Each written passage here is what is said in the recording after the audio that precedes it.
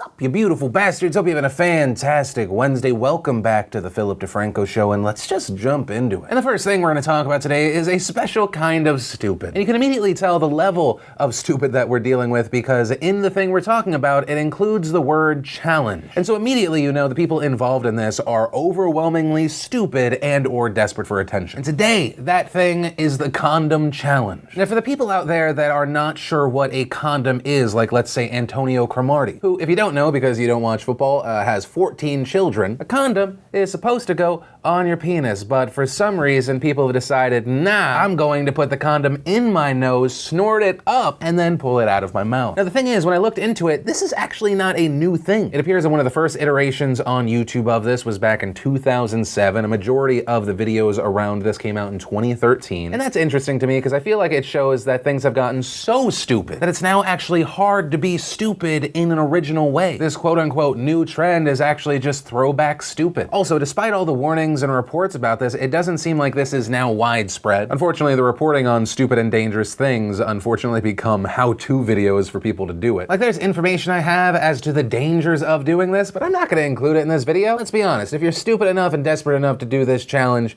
that's just going to make you more excited about doing it. And ultimately where I land on this is right now the idea that the condom challenge has gone viral. I think it's less the challenge and more the panic about it. Now, of course, for legal reasons, I'm gonna say do not try the condom snorting challenge. But let's be honest, if you required a warning to not do that, there's no stopping you. You can't stop stupid. It is a runaway train and the brakes went out a long time ago. And that's where I'm gonna end that one. Then let's talk about updates around the trade war with China, which according to Donald Trump this morning in a tweet is not a trade war. Trump saying that war was lost many years ago by the foolish or incompetent people who represented the US. Now we have a trade deficit of $500 billion a year with intellectual property theft of another $300 billion. We cannot let this continue. Then adding, when you're already $500 billion down, you can't lose. Which I will say is a tweet I enjoy because it sounds like something I've said in Vegas before. Fun fact about that, though, is you can actually lose more. When you're dealing with numbers, there are actually levels of losing. And I mention that not because I'm saying this will fail, but it's why many experts are worried. Many saying, yes, the deficit was big, something needed to be done, but the way everything is happening now, that this is concerning. But the big announcement today came from China, who announced tariffs on 106 American imports. This, of course, in response to the White House releasing a list of 1,300 Chinese products that are going to be getting a 25% tariff. And they reportedly target up to $50 billion in American imports annually. Some of the most notable include a 25% tariff on whiskey, cars, and soybeans. If you want to go through the entire list, I linked it in the description down below. And as far as the global economy goes, is this situation going to escalate? It's going to be very interesting. Because if you look at what both sides are saying publicly, obviously both are acting like they are on the right. Donald Trump is making moves from the standpoint of China has been screwing us in trade. There is a massive deficit. We need to close that gap. And China is making moves from the standpoint of we are reacting to American aggression. And so we're essentially building up to this situation where one, hopefully a compromise can be made, or two, it's just two people who feel like they're in the right waiting for the other to blink. We'll have to wait and see. But from that, I want to share some stuff I love today, and today in Awesome brought to you by SeatGeek. SeatGeek, of course, a fantastic ticket app that takes confusion out of buying tickets for live events, whether it be concerts, comedy shows, sporting events. They put all the tickets in one place, give them 0 to 100 scores so you know if you're getting a good deal or not. I have the app on my phone, and it is by far the easiest way to get tickets, whether it be a last minute thing or something you're looking forward to. You've got basketball, it's baseball season again, there are a ton of tours. So if you want to check it out like many from the nation already have, go to SeatGeekPhil.com or click the link in the description, download the app, and make sure you enter an offer code PHIL, because when you do that, you get $20 off your first ticket purchase. And the first bit of awesome today, let's just jump into trailers. We got one for Cargo starring Martin Freeman, Night School starring Tiffany Haddish and Kevin Hart, a first look for Night Flyers on Netflix, a trailer for The Cleanse. We also got the Honest trailer for the new Jumanji movie, which I will say, I didn't realize until today, actually has a better Rotten Tomatoes score than the original. Then we had a video that I'm just sharing because I thought it was awesome that it was #1 trending on the site. It's a video called Welcome to Iowa from a user by the name of Duck Sauce, and it's just a 24-second video of him kind of shitting on his own state. Then we had the slow-mo guys dropping a car from a crane in slow motion. We had John Krasinski doing a Wired video answering the web's most searched questions. And if you want to see the full versions of everything I just shared, the secret link of the day, anything at all, links as always are in the description down below. And then let's talk about this crazy story coming out of Kansas that is actually an update to something we covered back in 2016. In Kansas City, Kansas, there is a water park called Schlitter Schlitterbahn, and its big claim to fame is that it has the tallest water slide in the world. The Verrückt. It is 17 stories tall, just over 168 feet. That makes it taller than Niagara Falls, and in order to keep participants from completely falling out, it had a series of pipes and nets on top of the slide. Now, the slide first opened mid-2014, but it only ended up being used until 2016. And the reason for that, you might remember this story, August 7th, 2016, a 10-year-old boy named Caleb Schwab was killed on the ride. While going down the ride, the raft Caleb and two women were on went airborne. Caleb's head ended up striking one of the metal pipes above the ride, and according to reports, he was decapitated. And the two women on the ride also received major injuries such as fractures and lacerations. And after Caleb's death, the ride was shut down. It was said to be a freak accident. There wasn't a huge flow of information initially, but all of that changed this year. A grand jury indictment was unsealed in March, and now we're seeing arrests being made. Reportedly, after the accident, whistleblowers started going to authorities and revealing that the ride was far more dangerous than thought. And the key figures in the indictment were Jeffrey Wayne Henry, he's the co-owner of the park and co-designer of the ride, John Schooley, the designer of the ride, and Tyler Austin Miles, the park director. And the whistleblowers and the indictment claim that these three men had a history of covering up how dangerous the ride was. The indictment stating, experts in the field of amusement ride design and safety examined Verrückt and found physical evidence which indicated that other rafts had gone airborne and collided with the overhead hoops and netting before the fatality. These experts noted that Verrückt's design violated nearly all aspects of industry standard. And it turned out in the around 2-year history of this ride, there were 13 injuries. The injuries on that ride ranged from concussions to slipped spinal discs. In fact, it got so bad, reportedly park employees refused to go down the ride unless forced to. And reportedly, park director Tyler Austin Miles would go out of his way to cover up these accidents. He would feed statements to people about the ride and the accidents. Also, one of the worst parts of this is even before the ride opened, the owners and designers knew how dangerous it was. It appears that they were on this tight time schedule because they wanted the ride to be ready for a segment on the Travel Channel. Investigators saying the ride itself was a spur-of-the-moment bid to impress producers of Travel Channel's Extreme Water Park series. So they end up having a working prototype in 36 days, something that reportedly normally takes months. They also found emails from Jeffrey Wayne Henry before the ride's construction revealing how much they knew they were cutting corners. One reading, I must communicate reality to all. Time is of the essence, no time to die. This is a designed product for TV, absolutely cannot be anything else. Speed is 100% required. A floor a day, tough schedule. So at that point you can tell they were in a hurry, but one of the most damning emails reads, Verrückt could hurt me, it could kill me. It is a seriously dangerous piece of equipment today because there are things that we don't know about it. Every day we learn more. I have seen what this one had done to crash dummies into the boats we sent down ever since the prototype, and we had boats flying in the prototype too. It's complex, it's fast, it's mean. If we mess up, it could be the end. I could die going down this ride. The indictment also claims, due to Henry and Schooley's lack of expertise and a desire to rush the timeline, they skipped fundamental steps in the design process. In place of mathematical and physics calculations, they rushed forward relying almost entirely on crude trial and error methods. Which actually ends up making sense because Henry, who's credited as a co-designer, reportedly had no education in mathematics, physics, engineering. He did not even finish high school. And then on top of this death trap, to make it safe, they have the netting and metal pipe system, despite there being an initial risk and then later history of people hitting their heads on the pipe. And now the biggest updates around the situation, all three men have been charged with felonies. Late Monday night, police picked up John Schooley, the designer of the ride at the airport. He was reportedly returning from China and US Marshals were waiting at the airport for him. Among the charges, the men face multiple counts of aggravated battery, aggravated endangerment of a child, obstruction of justice. Schooley and Henry are both facing felony second-degree murder charges. In Kansas, second-degree murder means an extreme indifference to human life. And if found guilty, they face 20 years in prison just for that, not including the other charges. And finally, as far as the park itself, they are planning on tearing down the ride after investigation and legal proceedings are complete. And then let's talk about updates around the shooting at YouTube headquarters in San Bruno yesterday. As far as victims taken to the hospital, we knew that there was a 36-year-old man in critical condition, a 32-year-old woman in serious condition, and a 27-year-old woman in fair condition. As of recording this video, according to the hospital, the two women were released last night, although the man is still in the hospital. Also yesterday, we saw there were many theories as far as motive. A lot of outlets running with the story that this was a girlfriend who went to YouTube and shot her boyfriend. But that was quickly dismissed by the police department, who issued a statement saying at this time there is no evidence that the shooter knew the victims of this shooting or that individuals were specifically targeted. And then later in the night, authorities identified the shooter. Now, if you're new to my show, people like this, I don't show their faces, I don't include their names. I really do not like how many outlets essentially make these people into celebrities. And I think we can fully cover the situation, talk about the shooter's background, the family, everything leading to this event without glorifying disgusting individuals like this. So what we know is that she used a 9mm gun that's registered in her name. There are also reports that the shooter actually went to a shooting range before going to YouTube HQ. She was a 39-year-old Iranian-born woman who lived in San Diego. She was also incredibly active on YouTube, having thousands of videos that widely varied, most of which were incredibly bizarre and confusing. And based off of some of her videos and social media postings, she seemed incredibly angry at YouTube, saying she and her content were being discriminated against, that she was being being age-gated unfairly, that she was being suppressed by YouTube. She referred to YouTube as a dictatorship. And so as of right now, it appears that the age-gating, the demonetization, the issues with YouTube, that's the motive. We've also now heard from the shooter's family, specifically the shooter's brother and father. They've now spoken to the media. They said they became concerned when she stopped answering her phone over the weekend. The family actually reported her missing on Saturday, and then on Tuesday morning at 2 a.m., police called them to let them know they had located her. Police actually found her asleep in her car in a Mountain View parking lot. Her brother telling CNN, "I Googled Mountain View and it was close to YouTube headquarters and she had a problem with YouTube." And so he said he called police to say she went all the way from San Diego so she might do something. Her father also telling Mercury News that he told police she might be going to YouTube because she, quote, hated the company. Adding that a few weeks before, she said that YouTube had been censoring her videos and actually stopped paying her for her content, so she was angry, which seems to possibly be connected to the new YouTube partner standards. Now what's interesting is Mountain View police released a statement saying they had located a missing woman, they confirmed her identity, they had notified the family, but they didn't mention receiving any warning. That is, until later when the department said the father confirmed to us that the family had been having issues at home, but did not act in any way concerned about why his daughter had left. At no point during the conversation did either the father or brother make any statements regarding the woman's potential threat to or a possible attack on the YouTube campus. Roughly 1 hour after our phone call to the family, her father called us back to let us know she made a series of vegan videos for her channel on YouTube and that the company had recently done something to her videos that had caused her to become upset. But once again, police said at no point did her father or brother mention anything about potential acts of violence or a possibility of her lashing out as a result of her issues with her YouTube videos. So of course then we have the question of, well, did they actually warn police, or did they kind of say something in passing? Did they say something but it was disregarded? And we'll see if more information comes out. Obviously we're gonna stay on top of this story. But where I want to end this story today is I want to comment on something I've seen a lot, and that is a shit ton of victim blaming, although a lot of the victim blaming says, hey, I'm not saying this is okay, but with what YouTube is doing, no. You're saying in a way so you don't feel like you're justifying a horrible, horrible shooting, but what you're doing is very close to it. It's parallel. I have my issues with YouTube as a company. At times I am furious with them. I get vocal about it, but that should never and will never with me turn into a desire for someone over there to be hurt. That will never turn into a, well, they shouldn't be surprised that someone did something about it, which unfortunately there is a good amount of online right now. No one should have to fear for their lives because they work at YouTube. These are people, these are human beings. I understand with how much bad shit we constantly see in the news,